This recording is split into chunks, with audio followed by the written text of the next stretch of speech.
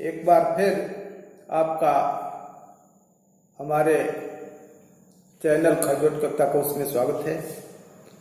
मैं एक नए वीडियो के साथ उपस्थित हूँ। इस वीडियो में यूपी बोर्ड के कक्षा 12 के पाठ्यक्रम में निर्धारित कविता यमुना छवि, जिसके रचयिता भारतेंदु हरिश्चंद्र जी हैं, की सारगर्भित व्याख्या प्रस्तुत की गई है। इसी क्रम में आगे के शीर्षकों की व्याख्या भी प्रस्तुत की जाएगी। इसलिए अगर अभी तक आपने हमारे चैनल को सब्सक्राइब नहीं किया है तो तुरंत सब्सक्राइब करें और मित्रों तथा दोस्तों के साथ साझा करें, ताकि अधिकाधिक विद्यार्थी इस चैनल से जुड़ करके लाभ उठा सकें। तरन तनुजा तट तमाल तरुवर बहु छाए, तरन तनुजा तट तमाल तरुवर बहु छाए, झोंके कूल सो जल परसन हित मनहु सुहाए, किधव मुकुर में लखत उजक सब निज निज शोभा, कै प्रणवत जल जान परम पावन फल लोभा, मन आतप वारन तीर कौ सिमट सबय छाए रहत, कै हरि सेवा हित नय रहे निरख नैन मन सुख लहत। ये पंक्तियां भारतेंदु हरिश्चंद्र द्वारा रचित हैं। हमारी पाठ्य पुस्तक से उद्धृत यमुना छवि नामक पाठ से ली गई। कवि यमुना के सौंदर्य का अलंकारिक वर्णन करते हुए कहता है कि तरन तनुजा, तरन कहते हैं सूर्य को, तनुजा पुत्री, सूर्य पुत्री कहा जाता है यमुना जी को। तो सूर्य पुत्री यानी यमुना, यमुना जी के तट पर तमाल तरुवर बहु छाए, बहुत से तमाल के वृक्ष सुशोभित हो रहे हैं। यमुना नदी के तट पर तमाल के बहुत से वृक्ष सुशोभित हो रहे हैं, छाए हैं माने हैं, सुशोभित हो रहे हैं। झोंके कूल सो जल परसन हित मनहु सुहाए, कूल कहते हैं किनारे को, किनारे पर झोंके हुए वे ऐसे सुशोभित हो रहे हैं जैसे लगता है कि जल परसन हित, यमुना के जल का स्पर्श करना चाहते हैं। कि धव मुकुर में लखत उझक सब निज निज शोभा, या फिर कवि कल्पना कर रहा है कि किधव मुकुरमय लखत, मुकुर कहते हैं दर्पण को, या फिर उझक करके, उचक उचक करके उस यमुना के जल रूपी दर्पण में सब अपने सौंदर्य को निरख रहे हैं, देख रहे हैं। कै प्रणवत जल जान परम पावन फल लोभा, या फिर कवि कल्पना करता है कि किसी परम पवित्र फल के लोभ में वे वृक्ष यमुना के जल को नतमस्तक होकर के प्रणाम कर रहे हैं।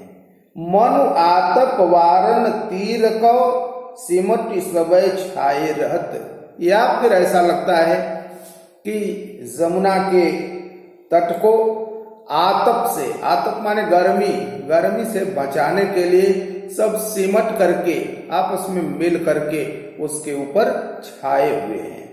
कै हरि सेवा हित नय रहे निरख नैन मन सुख लहत, या फिर कवि कल्पना करता है कि यमुना के जल में विहार करने के लिए, स्नान करने के लिए आने वाले भगवान श्री कृष्ण की सेवा में, भगवान श्री कृष्ण को प्रणाम करने के लिए वे वृक्ष नतमस्तक हो रहे हैं, जिन्हें देख करके नयन मन सुख लहत, नेत्र और मन को सुख की प्राप्ति होती है। इस कविता में छप्पय नाम का छंद है, शांत रस है, उत्प्रेक्षा, संदेह और अनुप्रास अलंकार है, ब्रज भाषा है, लक्षणा शब्द शक्ति है और माधुर्य गुण प्रकट हुआ है।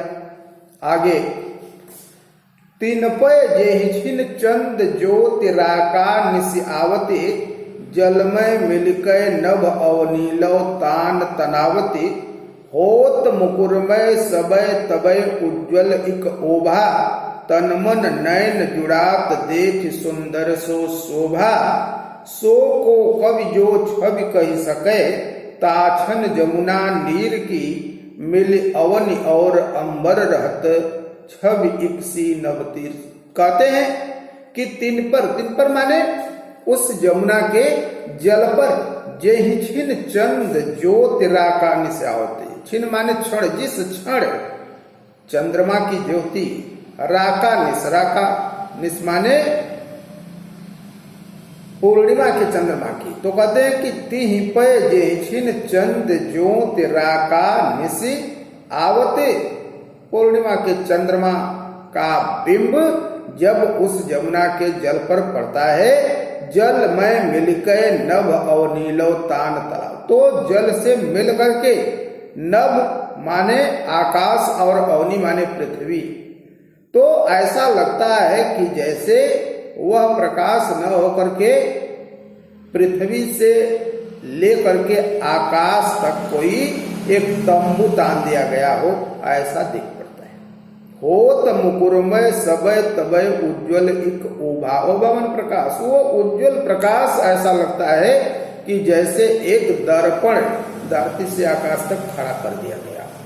तन मन नयन जुड़ात देख सुंदर सो शोभा, उस सुंदर शोभा को देख करके देखने वाले का तन मन और नयन तृप्त हो जाता है, जुड़ा जाता है। सो को कवि जो छवि कह सके, ताछन जमुना नीर की। भारतन जी कहते हैं कि ऐसा कौन सा कवि है जो उस समय के जमुना के सौंदर्य का वर्णन कर सके। मिल अवनि और अंबर रहत, छवि इकसी नवतीर्थी।